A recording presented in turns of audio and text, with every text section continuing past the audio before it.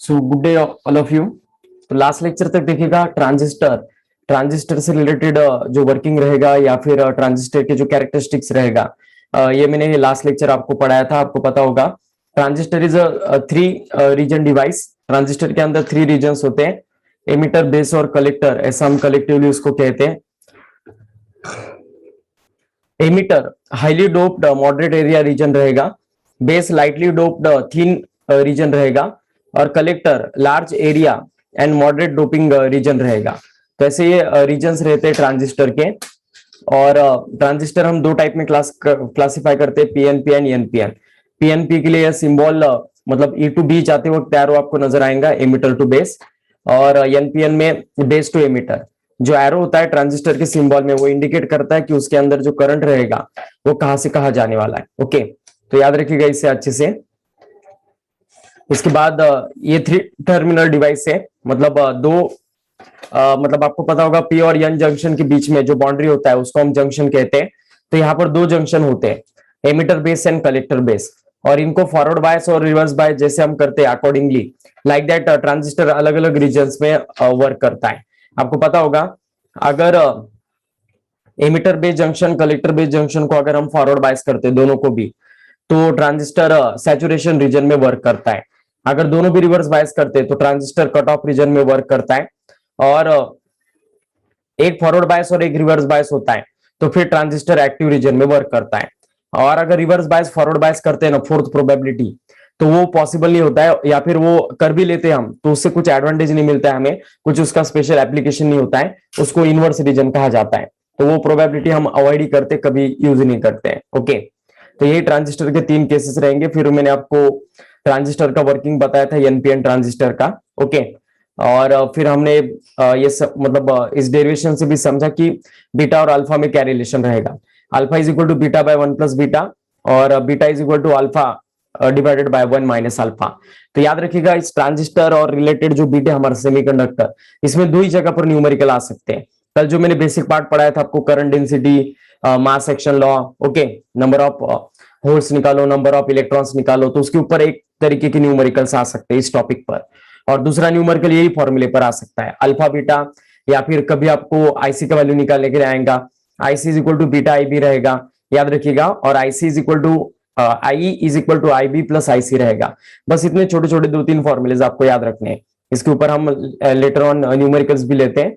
Okay, इसके बाद input और आउटपुट कैरेक्टरिस्टिक के बारे में मैंने आपको बताया था। ओके, तो यहां तक हम आ गए थे लास्ट लेक्चर। अभी हमें इसके बाद ट्रांजिस्टर में मतलब नेक्स्ट बिट रहेगा इस टॉपिक का, और वो रहने वाला है एप्लीकेशंस ऑफ ट्रांजिस्टर।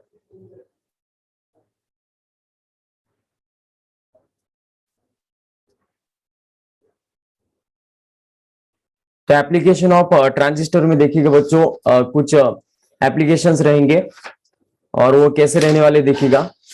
पहला रहेगा transistor as a switch. Okay, जैसे मैंने आपको बताया था, मतलब ये पहला एप्लीकेशन है।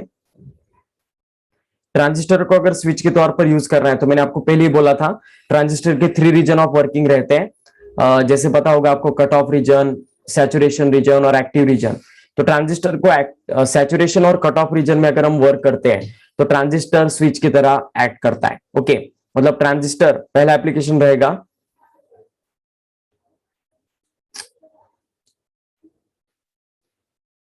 Transistor as a switch. Okay, तो ट्रांजिस्टर को स्विच की तरह अगर हमें यूज करना है तो फिर क्या करना पड़ता है आपको, इसको आइदर सैचुरेशन रीजन और इसको आइदर हम कट ऑफ रीजन में वर्क करते हैं। ओके, तो कट ऑफ रीजन में ट्रांजिस्टर ऑफ स्विच की तरह एक्ट करता है, और सैचुरेशन रीजन में ऑन की तरह। ओके, तो ऐसे हम ट्रांजिस्टर को स्विच के तौर पर यूज कर सकते हैं। इसका डायग्राम या फिर जो भी कंसेप्ट है वो अच्छे से पढ़ लीजिएगा, मतलब इतने कंसेप्ट पर आपको क्वेश्चंस आते हैं। इसके बाद सेकंड एप्लीकेशन है ट्रांजिस्टर एज अ एम्पलीफायर। तो ये भी मैंने आपको बताया था, अगर हम ट्रांजिस्टर को emitter base junction forward bias और कलेक्टर बेस जंक्शन अगर रिवर्स बायस करते हैं तो फिर ट्रांजिस्टर एम्पलीफायर के तौर पर हम यूज करते हैं।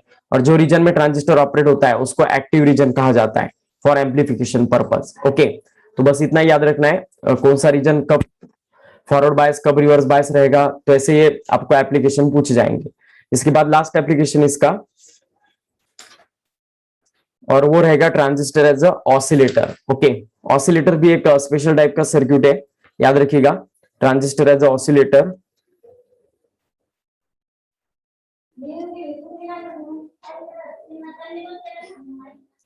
तो oscillator exactly reverse function perform करता है बच्चों, जो हमारा रेक्टिफायर करता है। रेक्टिफायर किसका कन्वर्जन किस में करता है बताओ? Rectifier converts which type of wave into which type?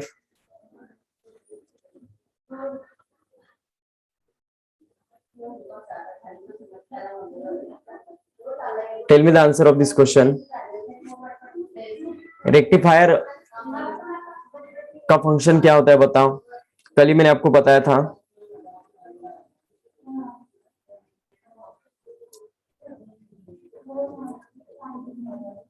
तो राइट है, नहीं, डीसी टू एसी नहीं करता है, एसी टू डीसी करता है। Okay, rectifier converts AC to DC, याद रखिएगा। ओके, तो रेक्टिफायर का एग्जैक्टली अपोजिट फंक्शन ऑसिलेटर करता है। Oscillator will converts DC into AC. समझ में आ गया?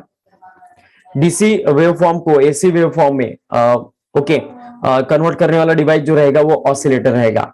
अलग अलग तरीके के ऑसिलेटर्स होते हैं। ओके, इसमें से एक तरीके का ऑसिलेटर होता है जिसको फीडबैक ऑसिलेटर कहा जाता है। ओके,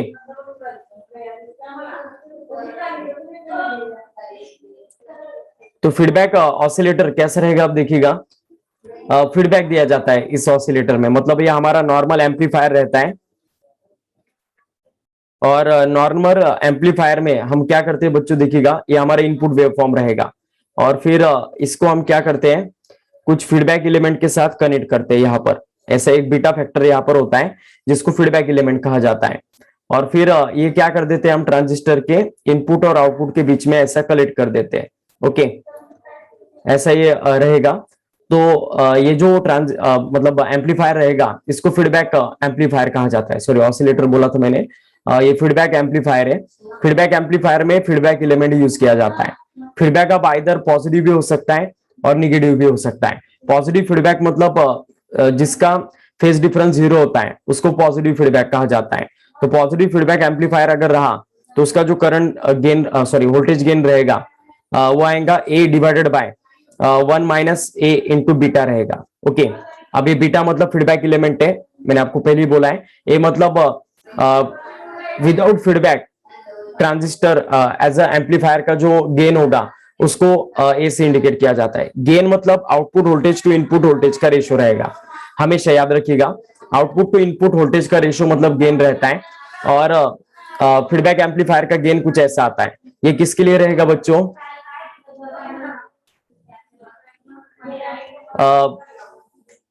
तो देखिएगा अब पॉजिटिव फीडबैक जो रहेगा फीडबैक एम्पलीफायर, तो उसके लिए बीटा का वैल्यू माइनस रहेगा, और निगेटिव फीडबैक अगर रहेगा ओके तो इसके लिए करंट मतलब जो हमारा गेन रहेगा एम्पलीफायर का वो कुछ आएगा A divided by 1 plus A into beta. ये नीचे वाला किसके लिए रहेगा? निगेटिव फीडबैक के लिए, और ऊपर वाला किसके रहेगा? पॉजिटिव फीडबैक अगर रहता है तो। ओके, निगेटिव और पॉजिटिव फीडबैक में क्या डिफरेंस रहेगा? उनके बीच फेज डिफरेंस जो होता है वो 180 डिग्री से फेज शिफ्ट होता है। ओके, मतलब हमारे नॉर्मल एम्पलीफायर का वेवफॉर्म अगर ऐसा है और फीडबैक एलिमेंट भी अगर उसी सेंस में ऐड हो रहा है इसमें ओके उसी टाइप से, तो फिर इसको पॉजिटिव फीडबैक कहा जाता है, जो रिजल्टेंट वेव को बूस्टअप करता है, बढ़ाता है। और अगर हमारा नॉर्मल वेव जो इनपुट सिग्नल का है वो ऐसा है और फीडबैक एम्पलीफायर का कुछ ऐसा है, मतलब फीडबैक एलिमेंट का, तो फिर ये दोनों एक दूसरे से 180 डिग्री से फेज शिफ्ट है, तो फिर इसको निगेटिव फीडबैक कहा जाता है। Is it okay? ये फिर आउटपुट को डिग्रेड करता है, पॉजिटिव फीडबैक आउटपुट को बढ़ाता है। Is it okay? मतलब ये पॉजिटिव फीडबैक में देखो ये फैक्टर कम है, इस वजह से रिजल्टेंट एम्पलीफायर का गेन बढ़ रहा है। ओके, और ये फैक्टर ज्यादा है, इस वजह से रिजल्टेंट एम्पलीफायर का गेन यहाँ पर रिड्यूस होने वाला है। तो इस सेंस में ये पूरा बीट रहेगा, बस इतना याद रखिएगा बच्चों, और कुछ आपको ज्यादा एक्स्ट्रा करने की जरूरत नहीं है इसमें। इसके बाद देखिएगा अब नेक्स्ट बिट रहेगा advantage of semiconductor devices over vacuum tubes. Vacuum tubes पुराने जमाने में हम यूज करते थे बच्चों, जिसका साइज बहुत ही बड़ा था, वोल्टेज उसको ज्यादा लगता था, पावर कंज्यूम ज्यादा करता था। लेकिन as compare to that semiconductor devices बहुत कॉम्पैक्ट है। आपको पता होगा डायोड जो होता है वो हमारे फिंगर के टिप पर फील हो सके इतना होता है। वही अगर डायोड हम पुराने जमाने में अगर देखते हैं वैक्यूम ट्यूब से बना हुआ, तो वो पूरा हमारे 2 हाथ में बैठ सके इतना बड़ा साइज होता है उसका। ओके, मतलब साइज रिडक्शन बहुत ज्यादा हो गया है। ओके, और सेमीकंडक्टर डिवाइसेस शॉक प्रूफ होते हैं। उसके बाद मैन्युफैक्चरिंग करना भी इसका आसान है। वैक्यूम ट्यूब्स को ऑपरेट करना, मेंटेन करना, इन सभी चीजों में क्या होता है, बहुत कॉम्प्लेक्सिटी होता है। इस वजह से नाउअडेज हम सभी तरफ सेमीकंडक्टर डिवाइसेस यूज कर रहे हैं। ओके, एक जगह पर भी हम वैक्यूम ट्यूब्स यूज नहीं करते। ओके, तो इसका रीजन यही रहेगा। और नॉइज भी इसमें बहुत कम होता है। बहुत सारे एडवांटेज इस वजह से नाउअडेज आपने देखा होगा जो हमारा technology day by day improve कर रहा है, वो इसी वजह से कर रहा है क्योंकि हम सेमीकंडक्टर डिवाइसेस यूज कर रहे हैं। इसका सिर्फ जो डिसएडवांटेज रहेगा, ये बहुत ज्यादा हीट सेंसिटिव होते हैं। थोड़ा भी हीट का अगर फ्लक्चुएशन हुआ तो फिर इसका वर्किंग डिस्टर्ब हो जाता है, डैमेज भी हो सकते हैं ओवर हीटिंग की वजह से। ओके, और बस ऐसे ही मतलब कुछ समवॉट इसके लॉसेस है या फिर समवॉट डिसएडवांटेजेस है, लेकिन ये एडवांटेजेस से बहुत कम है। इस वजह से हम इस डिवाइसेस को प्रिपेयर करते हैं। ओके, तो ऐसा ये पूरा बीट रहेगा। आई होप आप सभी को समझ में आ गया होगा। अब एक लास्ट बीट है, इसके बाद पूरा चैप्टर हमारा खत्म हुआ बच्चों, और वो रहेगा लॉजिक गेट्स। तो लॉजिक गेट्स मतलब क्या रहता है, अब देखिएगा बच्चों, जो हमारे अरिथमेटिक ऑपरेशन होते हैं, जैसे आपको पता होगा एडिशन, सब्ट्रैक्शन, मल्टीप्लिकेशन, डिवीजन, इसको अरिथमेटिक ऑपरेशन कहा जाता है। लेकिन आपको पता होगा और भी कुछ एप्लीकेशंस होते हैं, जैसे एंड और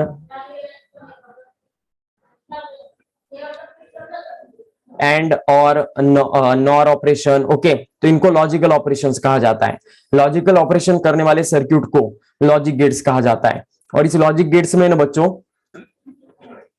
वही लॉजिक यूज किया जाता है, मतलब इस लॉजिक गेट्स में कुछ और नहीं, हमारे डायोड और ट्रांजिस्टर यूज किए जाते हैं। ओके, आइदर ट्रांजिस्टर भी यूज किया जा सकता है, उसको टीटीएल लॉजिक कहा जाता है, ट्रांजिस्टर लॉजिक। ओके, और फिर डायोड ट्रांजिस्टर लॉजिक भी होता है। ओके, अलग अलग तरीके के लॉजिक से सर्किट बिल्ड किए जाते हैं, जिसको लॉजिक गेट्स कहते हैं हम।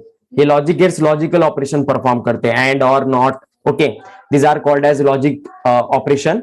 और तुरंत मतलब ज्यादा वक्त गवाए हम उन लॉजिक गेट्स पर जाते हैं। 6 तरीके के गेट्स है जो आपको अच्छे से याद रखने हैं, 6-7 तरीके के हैं। सबसे पहला रहेगा नॉट। नॉट को ही कॉम्प्लीमेंटेशन कहा जाता है हमारे सर्किट में। कॉम्प्लीमेंटेशन मतलब क्या रहेगा, यह हाई को लो करता है और लो को हाई लॉजिक में कन्वर्ट करता है। जो हमारे सेमीकंडक्टर में लॉजिक होता है ना, ये लॉजिक मतलब 2 तरीके के लेवल से हम इंडिकेट करते हैं। हायर वोल्टेज को हम,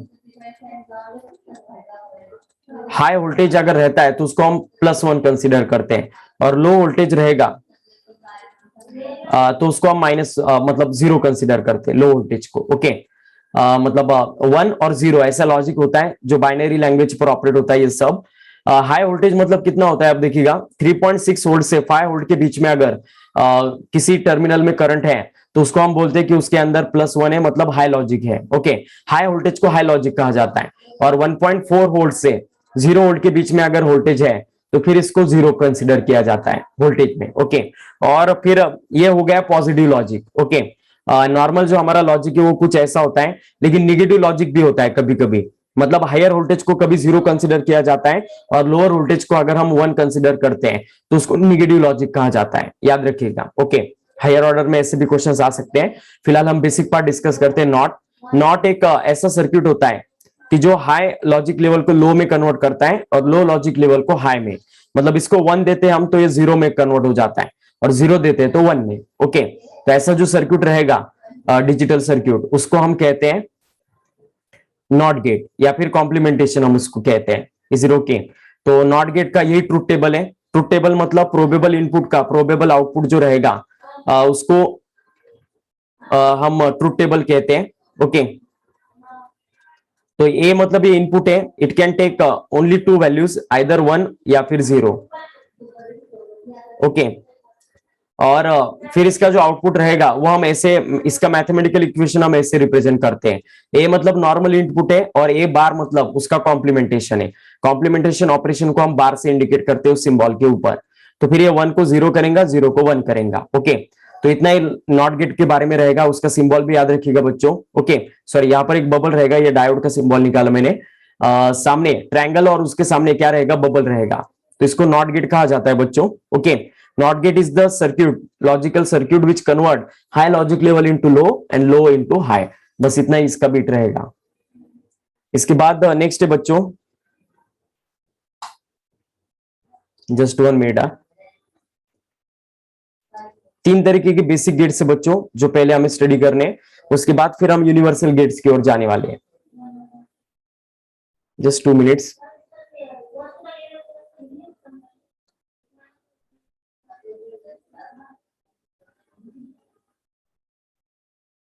ठीक है, तो अब देखिएगा,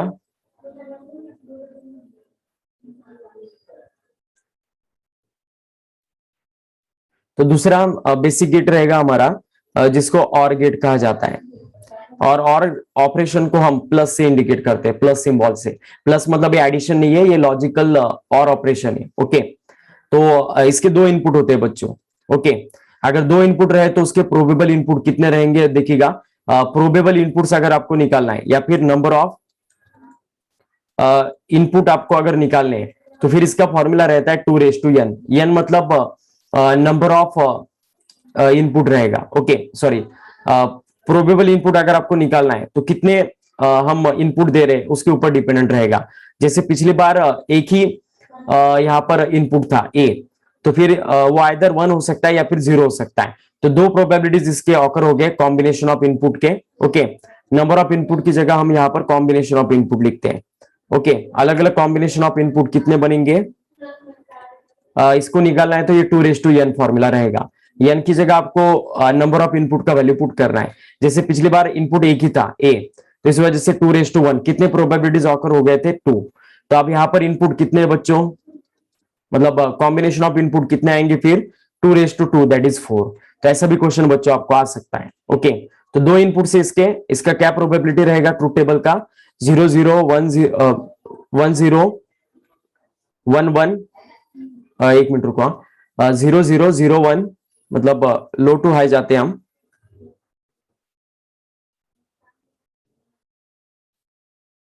प्रोबेबिलिटी ऑफ इनपुट कैसे रहेगा, 0 0 0 1 1 0 एंड 1 1। ओके, तो ऐसे 4 कंडीशंस रहने वाले हैं। इसका सिंबल कैसे रहेगा बच्चों, देखिएगा ऐसे रहेगा। ओके, ये ए और बी इनपुट्स रहेंगे और इसका जो आउटपुट रहेगा उसको ए प्लस बी से इंडिकेट किया जाता है। तो इसको और ऑपरेशन कहा जाता है बच्चों। ओके, जो प्लस से इंडिकेट करते हैं हम। तो इसका आउटपुट जो रहेगा, इसे अगर निकालना है ना, तो और गेट को हम रिप्लेस कर सकते हैं बच्चों 2 पैरेलल स्विचेस से। ये एक पहला स्विच है, ओके, और ये दूसरा स्विच रहेगा। इन दोनों स्विच को हम क्या कर रहे हैं बच्चों, एक बल्ब के साथ कनेक्ट कर रहे हैं ऐसा। ओके, और इस बल्ब को निगेटिव ऑलरेडी दिया है और ये बल्ब क्या हो जाएगा बच्चों, लाइट अप हो जाएगा। ओके, मतलब ये पॉजिटिव रहेगा और ये पॉजिटिव और ये निगेटिव बल्ब को ऑलरेडी मिला है।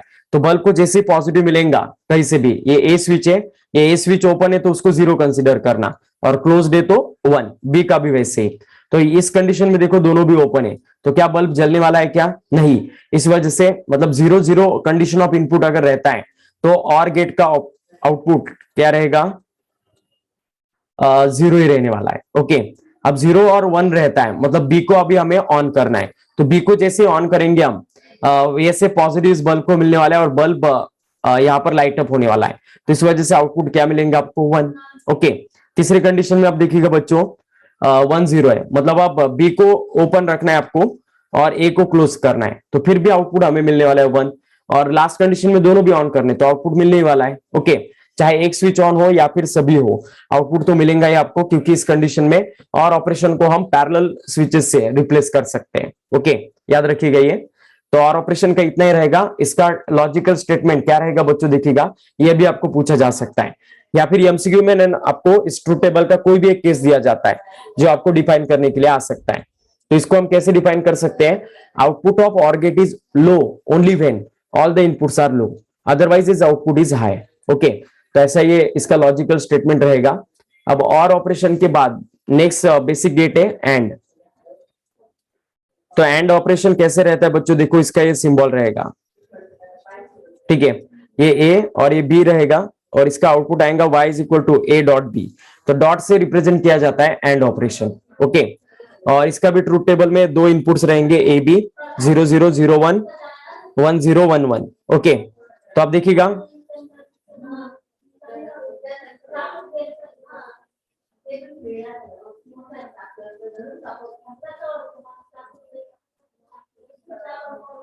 तो y इज इक्वल टू देखो a डॉट बी रहेगा, ठीक है। तो अब देखो इनपुट अगर 00 रहेगा तो आउटपुट इस कंडीशन में 0 आएगा, मतलब इसको भी हम स्विचेस की तरह ट्रीट कर सकते हैं, मतलब सर्किट को रिप्लेस कर सकते हैं। यहाँ पर पॉजिटिव है और इन दो स्विचेस के जरिए हम एक बल्ब को कनेक्ट कर रहे हैं। ये बल्ब तभी ग्लो होगा जब उसको उस तरफ से पॉजिटिव आएगा, निगेटिव ऑलरेडी इसको दिया है। तो बल्ब लाइट अप करने के लिए हमें क्या करना पड़ेगा, आप देखिएगा पहले कंडीशन में दोनों भी स्विचेस ऑफ है तो डेफिनेटली बल्ब लाइट अप नहीं होने वाला है। दूसरी कंडीशन में एक 0 है दूसरा ऑन है, मतलब ए ऑफ है और बी क्लोज्ड है, तभी भी आउटपुट नहीं मिलने वाला, पॉजिटिव इसको मिलेगा ही नहीं। ओके, बल्ब को तो इस कंडीशन में ऑफ रहेगा तो इसमें भी 0 आएगा। तीसरी कंडीशन में ये ओपन है और ये क्लोज्ड है, तभी भी नहीं होने वाला है, पाथ कंप्लीट ही नहीं हो रहा है। ओके, लेकिन लास्ट कंडीशन में दोनों भी हो जाएगा, ये भी आप क्लोज रहेगा 1 और ये भी 1 रहेगा, इस वजह से बल्ब लाइट अप होगा। ओके, और फिर हमें आउटपुट मिलेगा 1। तो ऐसा ये बीट रहेगा बच्चों। ओके, तो ये तीनों भी जो गेट्स होते हैं बच्चों, एंड और नॉट, इन तीनों को बेसिक गेट्स कहा जाता है। Is it okay? हमारे सभी लॉजिक गेट्स में जो गेट्स होते हैं उसमें ये सभी से ये बेसिक फॉर्म्स के गेट्स होते हैं जिनको बेसिक गेट्स कहा जाता है। ओके, और अभी दो गेट्स हम ऐसे कंसिडर करने वाले बच्चों जिनको कहा जाता है universal gate. Okay, universal gate क्यों कहा जाता है, क्योंकि इन दो गेट से हम कोई भी दूसरा गेट बना सकते हैं। Okay, that's why we calling it as a universal gate. ये भी पूछा जाता है एमसीक्यू में, which of the following is universal gate. 3 basic gate दिए जाएंगे और एक रहेगा। तो यूनिवर्सल गेट के एग्जांपल है नैंड और नॉर। ओके, दो ही है, नैंड एंड नॉर। नैंड मतलब क्या रहता है बच्चों, देखिएगा नॉट ऑफ एंड। ओके, मतलब एंड गेट के सामने अगर हम नॉट गेट लगा देते हैं ना, तो जो गेट बनेगा उसको नैंड कहा जाता है। Is it okay? तो ये ए और बी इनपुट रहेगा और इसका जो आउटपुट आएगा वो ए डॉट बी का होल कॉम्प्लीमेंट रहने वाला है। ओके, तो ऐसा ये आउटपुट रहेगा नैंड गेट का, मतलब मैथमेटिकल एक्सप्रेशन रहेगा। दो इनपुट का वाला ये गेट है, तो ये ए और ये बी रहेगा 0 0 0 1 1 0 1 1। ओके, तो ऐसा ये रह जाएगा।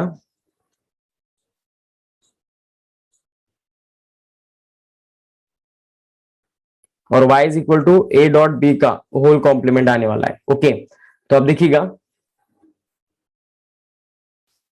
इनपुट अगर 0 0 रहेंगे तो फिर ठीक है, रिपीट करना है, ठीक है चलेगा।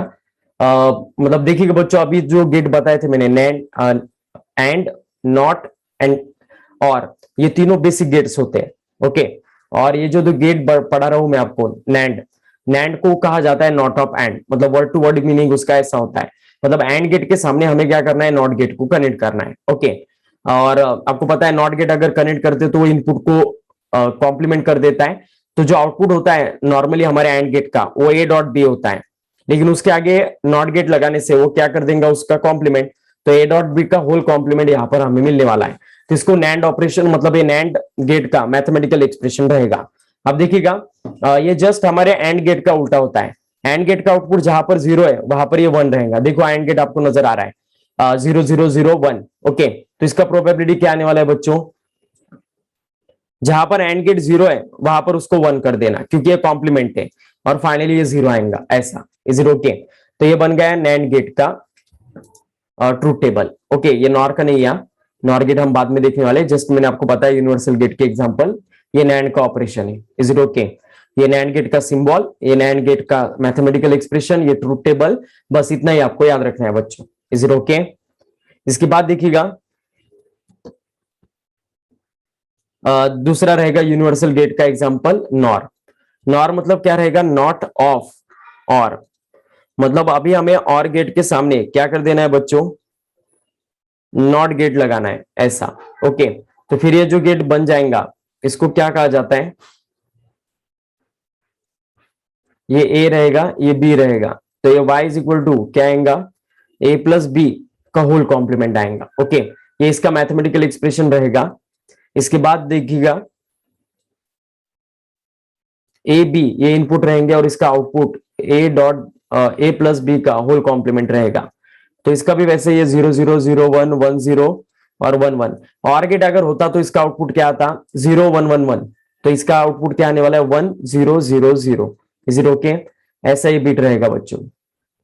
तो बस इतना ही बीट है, दोनों भी यूनिवर्सल गेट, और अभी तक जितना पढ़ा है उतना समझ में आ गया बच्चों? Give me the confirmation.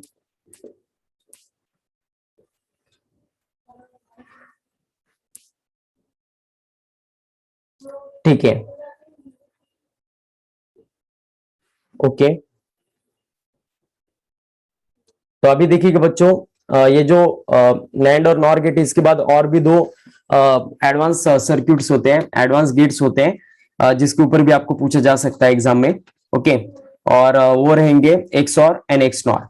इसको एक्सक्लूसिव और मतलब शॉर्ट में इसको एक्स और कहा जाता है, और एक्सक्लूसिव नॉर मतलब शॉर्ट में इसको एक्स नॉर कहा जाता है। ओके, तो एक्स और एक्स नॉर इसको ऐसे भी लिखा जाता है, एक्स और एक्स नॉर। ऐसे दो गेट से ये होने के बाद सभी गेट खत्म हो जाते हैं।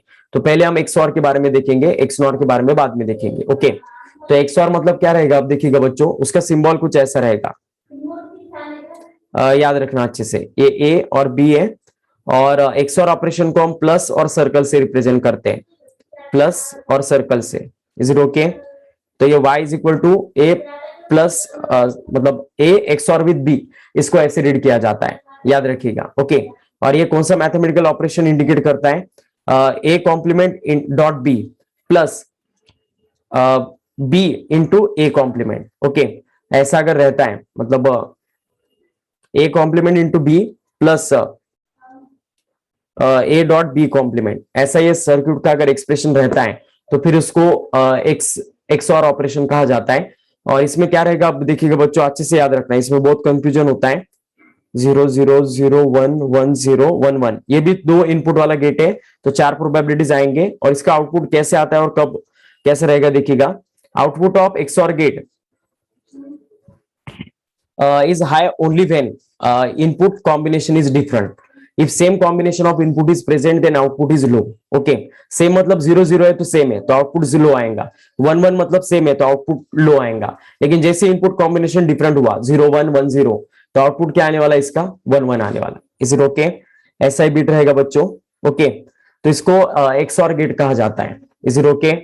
और इसी का उल्टा मतलब इसी का कॉम्प्लीमेंट करते हैं हम, तो एक्स नॉर गेट बन जाएगा।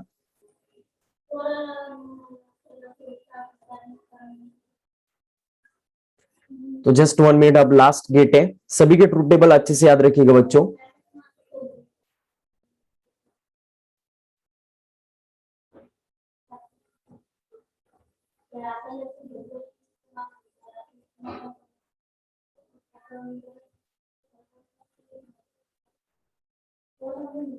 Just 1 minute.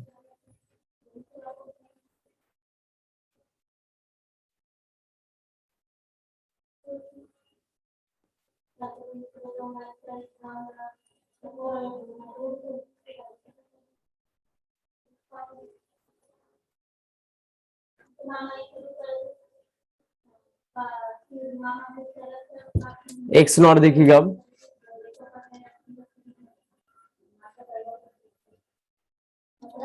तो एक्स नॉर में देखिएगा अब क्या रहेगा? ये ए और बी इनपुट है और इसका output y is equal to A dot और सर्कल, ऐसे रिप्रेजेंट किया जाता है इस ऑपरेशन को। Okay, sorry, XNOR operation को ऐसे रिप्रेजेंट किया जाता है, और इसका जो सिंबल रहेगा वो वैसे रहेगा। ये एक्स और गेट निकालना, इसके सामने सिर्फ एक बबल लगा देना, तो ये ए बी और ये रहेगा y is equal to A XNOR with B, dot और सर्कल से रिप्रेजेंट किया जाता है। और ये जो मैथमेटिकल एक्सप्रेशन रिप्रेजेंट करता है वो कुछ ऐसा होता है, A complement B complement plus A B. Okay, A और बी में एंड ऑपरेशन है, ए डैश और बी डैश में भी, और दोनों का कॉम्बिनेशन में और ऑपरेशन रहेगा। तो ऐसा ये एक्स नॉर गेट रहेगा बच्चों। ओके, और इसका ट्रूथ टेबल कैसा आने वाला है फिर देखिएगा। इसका एग्जैक्टली उल्टा रहेगा हमारे एक्स ऑर के। एक्स ऑर कब जीरो था? जब इनपुट सिमिलर थे। एक्स नॉट कब जीरो रहेगा? जब इनपुट डिफरेंट रहेंगे, जीरो के उल्टा आएगा। ठीक है, मतलब ये 0 0 0 1 1 0 1 1 ऐसा कॉम्बिनेशन ऑफ इनपुट रहेगा। तो अब देखिएगा, जब इनपुट कॉम्बिनेशन सेम रहेगा तो आउटपुट 1 आएगा। ओके, और डिफरेंट रहेगा तो आउटपुट 0 आएगा। तो इस वजह से इसको रीड किया जाता है। तो सभी गेट्स आई थिंक आप सभी को अच्छे से क्लियर हो गए होंगे बच्चों। ओके, नॉट का तो बहुत इजी है, ये सभी गेट यहाँ पर खत्म हो जाते हैं बच्चों। ओके, 6 गेट दो इनपुट के ए और बी, 0 0 0 1 1 0 1 1, सभी में यही प्रोबेबिलिटी है इनपुट का। तो एक हम चार्ट ही बनाते हैं बच्चों सभी गेट्स का, ये आपको बिना देखे बनाते आना चाहिए, तो फिर एग्जाम में आपको कुछ भी दिक्कत नहीं आएगा बच्चों। और ऐसे अगर इनपुट की कॉम्बिनेशन पर क्वेश्चन आता है तो फिर आपके मार्क फिक्स है, ऐसा समझ लो। और जैसे मैंने आपको कल ही बोला था कि एक क्वेश्चन इसके ऊपर फिक्स आएगा बच्चों, लॉजिक गेट्स पर, ये पक्का लिख लीजिएगा आप एग्जाम में। तो पहला ऑपरेशन करते बच्चों हम एक ही टेबल में सभी गेट्स को हम कवर करने वाले, ट्रूथ टेबल उनका। तो पहला ऑपरेशन रहेगा A dot B, and operation. तो एंड ऑपरेशन करते तो आउटपुट तभी हाई आता है जब सभी इनपुट्स क्या होते हैं? हाई होते हैं, अदरवाइज आउटपुट क्या आता है? 0। तो इस वजह से 0 0 0 1 आएगा। और ऑपरेशन रहेगा ए प्लस बी। तो और ऑपरेशन में आउटपुट हाई तभी आता है जब कोई भी एक इनपुट हाई होता है। ओके, तो इस वजह से 0 0 में 0 आएगा, 0 1 में 1 1 0 में 1 और 1 1 में 1। ओके, तो ये एंड ऑपरेशन है। इसके बाद नॉर ऑपरेशन। ओके, नॉर मतलब ए प्लस बी का होल कॉम्प्लीमेंट रहेगा, तो इसका ही उल्टा करना है, 1 0 0 0। ओके, फिर नैंड ऑपरेशन। नैंड ऑपरेशन मतलब ए डॉट बी का कॉम्प्लीमेंट रहेगा, तो फिर हम इसको रिप्रेजेंट करते हैं 1 1 1 0 से। Is it okay?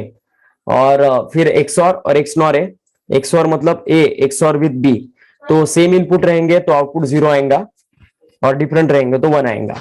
और ए एक्सनॉर विद बी, इसमें इनपुट अगर सेम रहते तो आउटपुट 1 आएगा, और डिफरेंट रहते तो आउटपुट क्या आएगा? 0 आएगा। Is it okay? कुछ दिक्कत बच्चों अब आ गया समझ में यहां तक? सभी गेट्स का यहाँ पर एक ही चार्ट में आपको रिप्रेजेंटेशन नजर आ रहा है। ये चार्ट बिना देखे लिखने की कोशिश कीजिएगा बच्चों, अगर ये बिट समझ में आ गया तो बिना देखे आपको लिखते आ जाएगा। ओके, इतने ही बिट्स पर आपको लॉजिकल गेट्स के क्वेश्चन पूछे जाएंगे बेसिक लेवल के।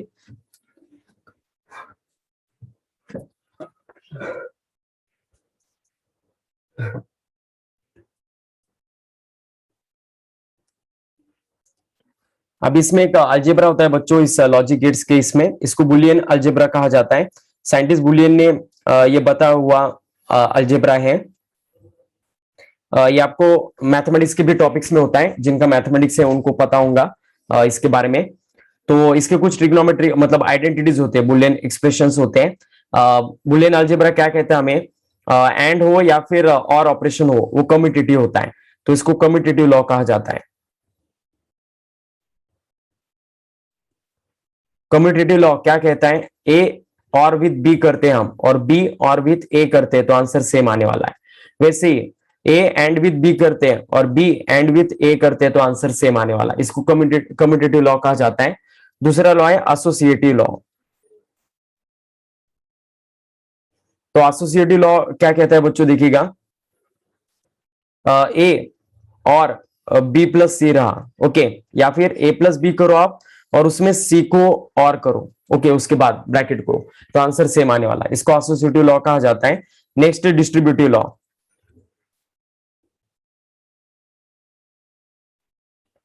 तो डिस्ट्रीब्यूटिव लॉ में देखिएगा बच्चों क्या रहेगा? A dot B plus C अगर रहा तो इसका आंसर आएगा A dot B plus A dot C. ये डॉट मतलब जहां पर भी आएगा, कुछ नहीं हुआ तो भी दो एक्सप्रेशन के बीच में, सिंबल के बीच में डॉट होता है। डॉट मतलब एंड ऑपरेशन और प्लस मतलब और, ओके, तो इसको डिस्ट्रीब्यूटिव लॉ कहा जाता है। और कुछ यूजफुल आइडेंटिटीज है, आपको याद रखना है।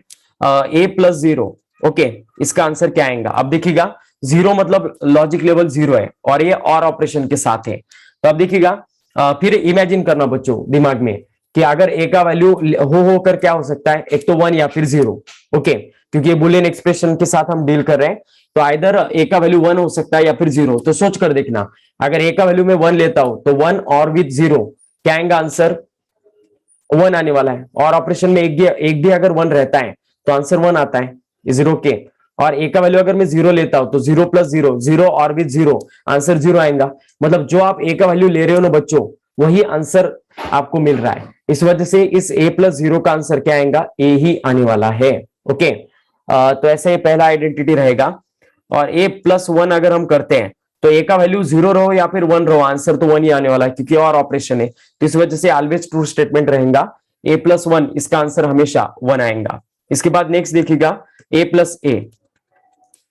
तो देखिएगा, अब ए का वैल्यू अगर जीरो रहा तो zero plus zero answer zero आएगा। ए का वैल्यू अगर वन रहा तो one plus one answer one आने वाला है। मतलब जो ए का वैल्यू है वही आने वाला है। तो ए प्लस ए, ये ए ही रहेगा। इसको बुलियन एक्सप्रेशन कहा जाता है। नॉर्मल मैथमेटिक्स लगाओगे तो आप गलत हो जाओगे। ए प्लस ए आप बोलोगे कि टू ए होता है, तो ये प्लस ऑपरेशन नहीं है, ये और ऑपरेशन है। तो ए और विथ बी, ए और विथ ए, आंसर हमेशा क्या आने वाला है बच्चों? ए आने वाला है। अब ऐसे हमें एंड ऑपरेशन के कुछ आइडेंटिटीज देखने हैं, जैसे ए डॉट जीरो। तो आप ए का वैल्यू कुछ भी क्यों ना रहे, वन रहा तो भी आंसर जीरो आने वाला है, क्योंकि एंड ऑपरेशन है, ओके। और जीरो रहा तो आंसर डेफिनेटली जीरो आएगा। तो इसको विदाउट एनी कैलकुलेशन हम बता सकते हैं कि ऐसे कंडीशन में आंसर हमेशा जीरो आएगा। ए डॉट जीरो मतलब ए एंड जीरो, ओके। और ए डॉट वन अगर रहता है तो फिर इसका आंसर ए पर डिपेंड रहेगा, क्योंकि ए का वैल्यू अगर जीरो है तो आंसर जीरो आएगा, ए का वैल्यू वन है तो आंसर वन आएगा, ओके। और लास्ट में ए डॉट ए है तो इसका भी आंसर ए ही आएगा, ओके। क्योंकि ए का वैल्यू जीरो जीरो लेते हैं तो आंसर जीरो आएगा, ए का वैल्यू वन वन लेते हैं तो आंसर वन आएगा। मतलब जो ए का वैल्यू ले रहे हैं हम वही आंसर आने वाला है। इस लॉजिक से बच्चों आपको याद रखना है, ओके। और इसके बाद कॉम्प्लीमेंटेशन के दो तीन लॉज है, जैसे ए प्लस ए कॉम्प्लीमेंट।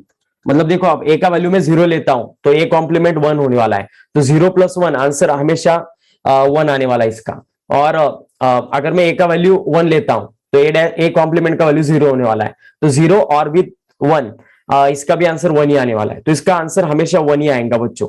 ए और विथ ए कॉम्प्लीमेंट, हमेशा इसका आंसर वन आएगा। और इसके जैसे रहेगा A and with A complement, तो इसका आंसर डेफिनेटली जीरो आएगा, क्योंकि एक जीरो ही रहेगा दोनों में से कॉम्प्लीमेंट किया तो, ओके। और ए कॉम्प्लीमेंट इंटू ए हो गया, ओके। तो ऐसे पूरे बीट रहेंगे बच्चों, ओके। समझ में आ गया बच्चों आप सभी को? ये सभी लॉज है जिनको रिड्यूस करके हमें कुछ क्वेश्चंस को सॉल्व करना है, जो लेते हैं हम इसके बाद।